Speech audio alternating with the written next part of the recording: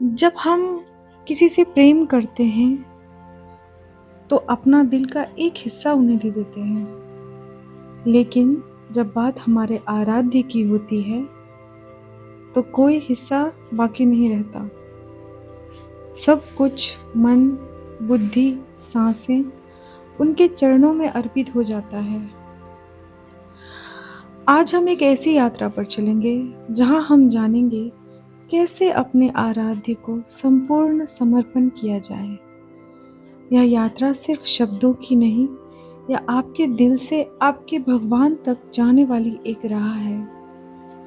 कल्पना कीजिए, आप एक शांत मंदिर में बैठे हैं, चारों तरफ शांति है और आपके सामने आपके आराध्य। आपके भीतर बस यही भाव है, प्रभु मैं आपका हूँ। समर्पण, इसका अर्थ क्या है? मैं अब अपना मालिक नहीं हूँ।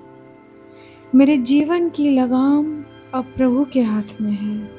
मेरा निर्णय, मेरी इच्छाएं, मेरी मंजिल, सब कुछ अब उनकी इच्छा के अनुसार।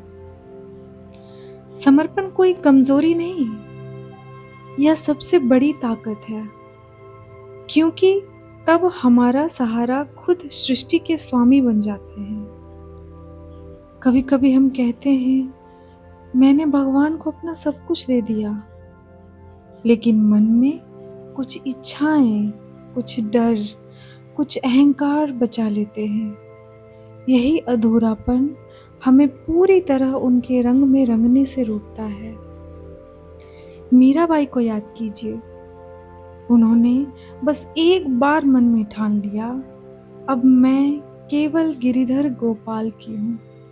फिर उन्हें संसार के मान, अपमान, सुख, दुख कुछ भी नहीं रोक पाया। समर्पण का अर्थ है अपने अंदर का मैं मिटाना, ताकि सिर्फ तुम रह जाए। विश्वास वह डोरी है जो हमें हमारे आराध्य से बांधती है। जब अंधेरा घना हो, जब रास्ता न दिखे, फिर भी यह मानना कि प्रभु आप हैं तो मैं सुरक्षित हूँ। ये एक छोटा अभ्यास करें। अपनी आंखें बंद करें। कल्पना करें कि आप अपने आराध्य का हाथ पकड़कर एक अंधेरी सुरंग से गुजर रहे हैं। आपको सामने कुछ भी दिखाई नहीं दे रहा, लेकिन आपके दिल में डर नहीं है, क्योंकि आपको पता है उनका हाथ आपको कभी गिरने नहीं देगा। विश्वास का मतलब यह नहीं कि रास्ता हमेशा आसान होगा, बल्कि यह है कि चाहे रास्ता कैसा भी हो, हमारे आराध्य हमें गिरने नहीं देंगे। हम अक्सर प्रभु से कहते हैं, मेरी ये इच्छा पूरी कर दो, मेरी वो मनोकामना पूरी कर दो। लेकिन सच्चा समर्पण तब होता है जब हम कहते हैं, प्रभु मेरी नहीं, आपकी इच्छा पूरी हो। एक किसान की कहानी है। वह हर साल अच्छी फसल के लिए प्रार्थना करता था। एक साल उसने कहा, प्रभु इस बार मौसम मैं तय करूंगा। और सच में मौसम उसकी इच्छा के अनुसार चला, लेकिन फसल खराब हो गई। तब उसे समझ आया, प्रभु हमारी आत्मा के लिए सही जानते हैं, भले ही हमारा मन कुछ और चाहे। भगवान को याद रखना केवल मंदिर में बैठकर पूजा करना नहीं है, यह है हर पल, हर सांस में उन्हें याद रखना। खाना बनाते समय, सड़क पर चलते समय, यहाँ तक कि काम करते समय भी मन में उनका नाम गूंजता रहे।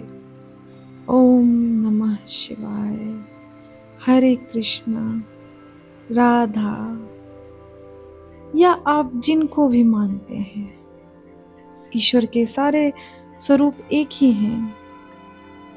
कभी कोशिश कीजिए, दिन भर हर परिस्थिति में बस मन ही मन कहें, हे प्रभु, आप साथ हैं। देखिए, आपकी थकान भी कम होगी और आपका मन भी हल्का होगा। जब हम अपने काम को भी आराध्य को अर्पित कर देते हैं, तो उसमें अहंकार नहीं रहता। ये सफलता मेरी नहीं, प्रभु की है।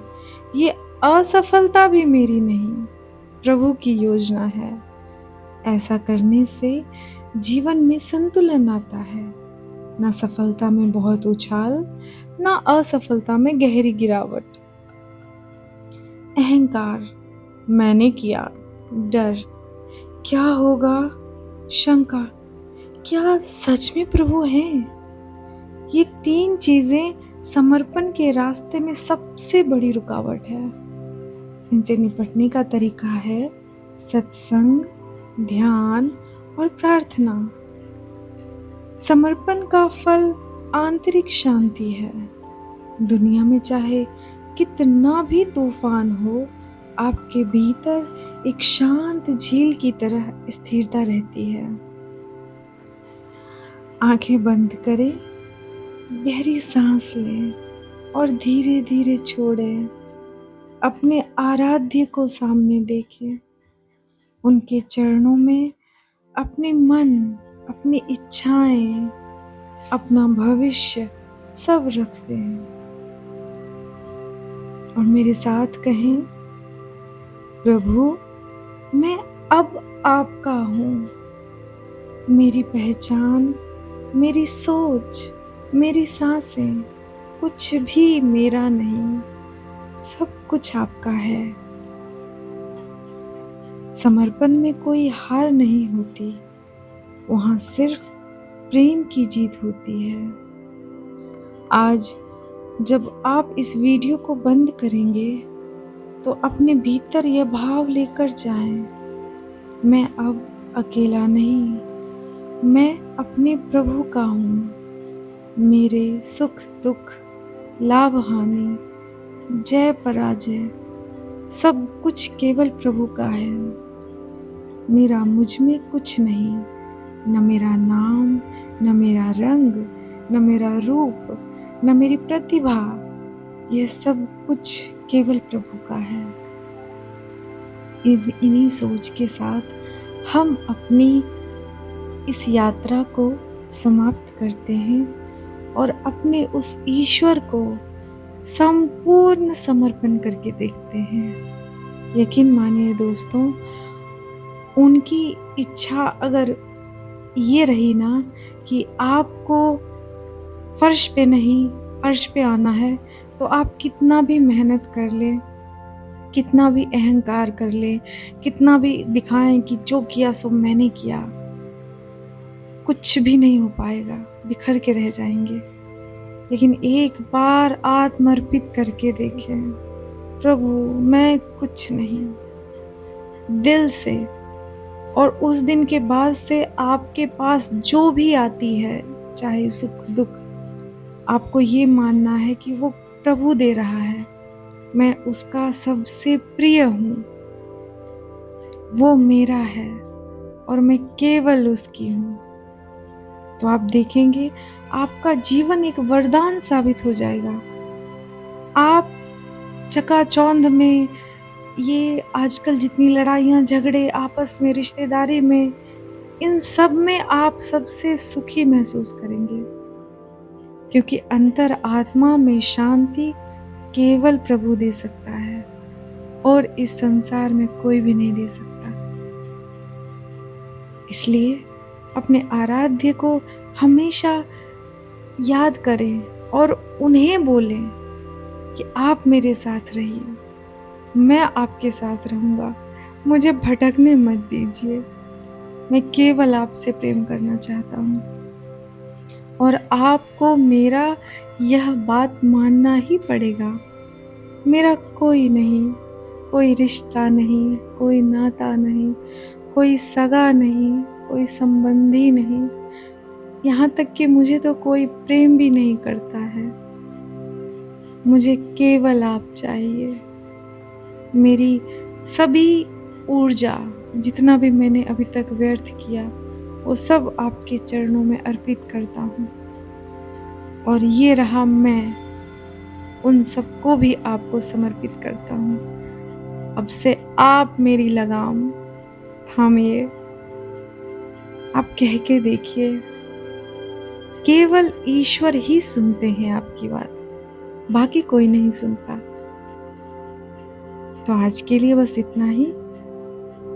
आपको यदि पॉजिटिव एनर्जी महसूस हुई होगी तो आप चैनल को सब्सक्राइब करें और शेयर करें, ताकि ऐसी ही बातें आप खुद तक और दूसरों तक पहुंचाएं, जो दुखी हैं, डिप्रेशन में हैं, जिनको डर लगता है अंदर ही अंदर, जो गिल्ट में जी रहे हैं, जिन्हें लगता है मैं कुछ नहीं कर सकता, उन तक पहुंचाइए।